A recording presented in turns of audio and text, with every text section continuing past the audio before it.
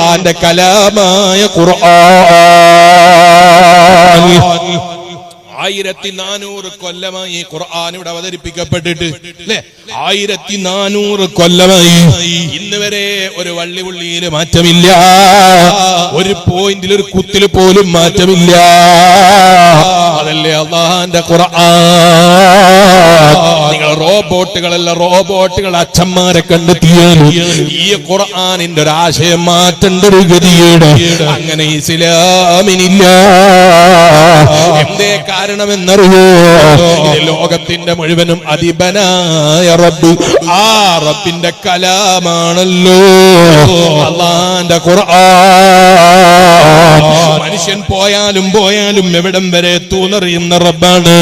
അതുകൊണ്ടല്ലേ ഹബീബ് നബി സല്ലല്ലാഹു അലൈഹി വസല്ലം പറയുന്നത്, യതതാവലൂന അലാ ബുന്യാനിഹിം.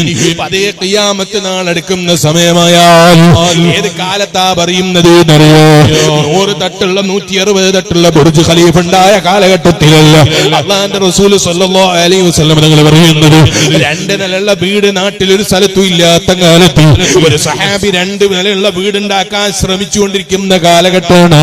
ആ കാലഘട്ടത്തിൽ നബി സല്ലല്ലാഹു അലൈഹി വസല്ലം തങ്ങൾ പറയാണ്, ഓ സഹാബ, എന്റെ ഉമ്മത്തിന്റെ അന്ത്യനാൾ എപ്പോഴാണ് എന്നറിയോ? അവരവിടെ ആ കാലഘട്ടത്തിൽ ഒരു കാലഘട്ടം വരും അവർക്ക്. അവരെന്തിനാ മത്സരിക്കുന്നത്? അവരെ ബിൽഡിങ്ങുകളുടെ നീളം കൂട്ടാൻ വേണ്ടി, ബിൽഡിങ്ങിന്റെ തട്ടുകൾ കൂട്ടാൻ വേണ്ടി അവരെ മത്സരിക്കുന്ന ഒരു കാലം വരും സമൂഹമേ. അല്ലാഹുവിന്റെ റസൂൽ മുഹമ്മദുർ റസൂലുള്ളാഹി സല്ലല്ലാഹു അലൈഹി വസല്ലം 4 നിലയുള്ള ബിൽഡിംഗ് 5 നിലയുള്ള ബിൽഡിംഗ് മാത്രം കണ്ടവരല്ല.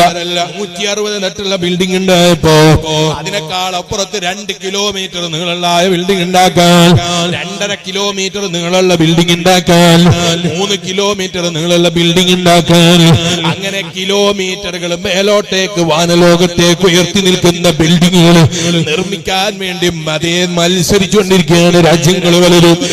ഇല്ല, നിർമ്മിച്ചിട്ട് അമേരിക്കക്കാരന് മതിയായോ? ഇല്ല. 100 കണക്കിന് ബിൽഡിങ്ങുകൾ അങ്ങനെ പറയാനുണ്ട്. ന്യൂയോർക്ക് സിറ്റിയിലുണ്ട്, കാലിഫോർണിയയിലുണ്ട്. അമേരിക്കക്കാരന് മതിയായോ? അതിനേക്കാളും വലുതുണ്ടാക്കേണ്ട ബേജാറിലാണ്. ചൈനക്കാരൻ ബിൽഡിങ്ങുകൾ ഉണ്ടാക്കിയില്ലേ? മതിയായോ? ഇല്ല. വീണ്ടും ബിൽഡിങ്ങിന്റെ നീളം കൂട്ടേണ്ട ബേജാറിലാണ്.